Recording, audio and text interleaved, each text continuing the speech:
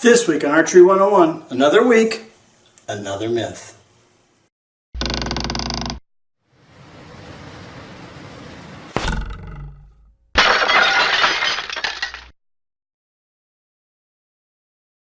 Hey everybody, welcome to Archery 101, Greg here. All right, my last video on brace height tuning, a lot of people either didn't watch the video or got so upset they didn't listen to what I was saying, and some of the counterparts arguments was pretty interesting. One, I'm not talking about initial tuning. I was talking about what Gray Archer and some other people that follow his stuff, they all claim when you're out on a 3D course, your bow's already set up and tuned, and you're shooting and you're off to the right, you just quickly de-string it, change the brace height, and it's going to pull your arrows over. I couldn't duplicate that. I don't care what they say. All right? We are not talking about initial tuning. We were talking about that myth. I even said this myth, right?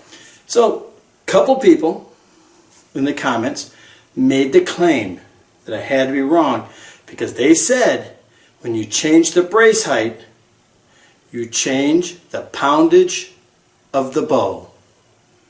Now that, my friends, is an interesting one. Little side on it, I was at a shoot this past weekend. I was talking to this guy, and the guy sitting off the side, he goes, "You're that guy from Archery 101. Yeah, that's me. He goes, "You're wrong." He goes, "When you change the brace height, it changes the poundage of the bow." And I go, I don't understand the logic of it. And he's going through me, and I go, "Look, this is all I got to say. This is how I approach it. They make these bows, and they say 40 pounds at 28 inches. That's what it is. So if you change the brace height, 28 inches is still 28 inches on draw. So how does it change your draw weight?" That's the part I can't get past, right? Because if you're making a bow, then wouldn't you have to put 40 pounds at a 7 3/4 brace height, 40 pounds at an 8 1/2, yada yada, things like that, changing your weight according to the brace height. So that's what we're going to do today. I got some bows. I'm going to put them up here. I'm going to test them at their one brace height. I'm going to change it and test them at the other brace height. And let's see. Is it true? Is it not? I don't know. You know what? I'll give anything the benefit of the doubt, like I said. I just question it because that really throws my mind off. All these manufacturers all these years have been lying to us. All right? All right, let's get to the test. Okay, everybody, welcome to my evil laboratory. This here is the rig that I use to test the bows that I build. And it's proven to be very accurate. I put my bows on here, I test them, and then I take them to different archery clubs and pro shops, some people call them, and I have them test them, and I get the same numbers. So I know that this scale is accurate. It's not a cheap one either. It cost me about $100. My methodology is going to be simple. I'm going to use 3 different bows, and all of them have very different brace heights. The first one is the Ben Pearson Superjet, a 60-inch fiberglass longbow. And the brace heights on that is anywhere between 6 1/4 to 8 1/4 is what they recommend. The second one I'm going to use is a 62-inch wooden one-piece recurve, a Ben Pearson Colt. The manufacturer's recommendation brace height is 6.5 to 7.5, 1 inch. I'm going to use this, a Ben Pearson Mustang. Now here's the really cool one. In the Mustang, the recommended brace height is 7 3/4 to 8 1/2. That's less than an inch. All right? My testing methodology is going to be real simple. I'm going to test each bow 3 times at the lower brace height. Then I'm going to go up to the upper one, test it 3 times. Go back to the lower, do 3 times. Go back up to the upper and test it 3 times. On the Jet, I'm going to do 6.25 and 8.25. On the Colt, I'm going to do 6 1/2 and 8 1/2. Just to go past what the manufacturer says to see if this is actually true. And then on the Mustang, I'm going to stay within it. I'm going to do 7.5 to 8 3/4. All right? That's how we're going to do it. So let's take a quick look and let's watch the testing and let's see how all this turns out.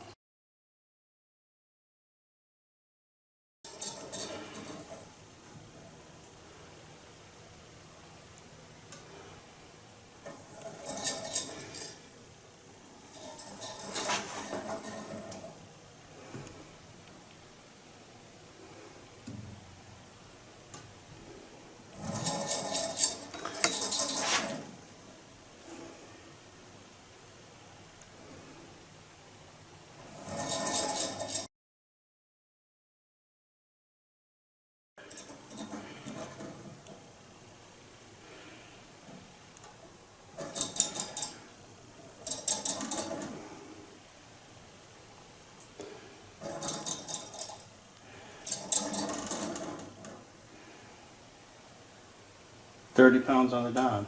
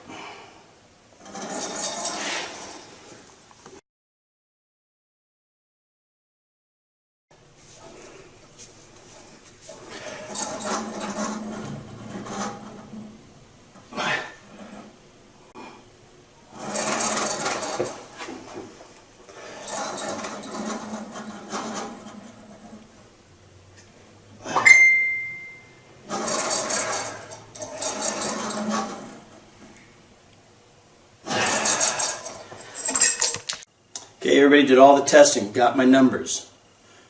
Remember, 3 at the low, 3 at the high, 3 at the low, 3 at the high. On the jet, on the low, I got 30, 30, 30 the first time. On the high, I got 30, 30, 30. On the low second time, 30, 30, 30. On the high, 30, 30, 30. No change in draw weight with a 2-inch difference on a fiberglass bow. On my Ben Pearson coat, I did 6.5 and 8.5. On the low, 40, 40, 40. On the high, 40, 40, 40. On the low, 40, 40, 40. On the high, 40, 40, 40. Zero change in brace height, again with a 2-inch difference. Finally on the Mustang, at the low brace height of 7.5, I got 44, 45, 45. On the high of 8 3/4, I got 45, 45, 45. Second time on the low, I got 45, 45, 45. And on the high, I got 45, 45, 45. There you go. Those are my numbers. So what is it? Does the draw weight of your bow increase or decrease when you change the brace height? I'd say no. My numbers and my testing showed none. Now, a couple things. I think what people are doing, in my opinion, what it's worth is nothing, is they're confusing draw weight with cast and all that stuff. All right? Just because you change your brace height may not change the draw weight, but it will change the cast, how far the limbs travel, and that's a totally different subject. And I'm not testing that. I'm not even talking about that. We are looking at the very narrow definition that people said to me. Multiple people said it. If you change your brace height, you change the draw weight of the bow. And that, my friends, is fiction.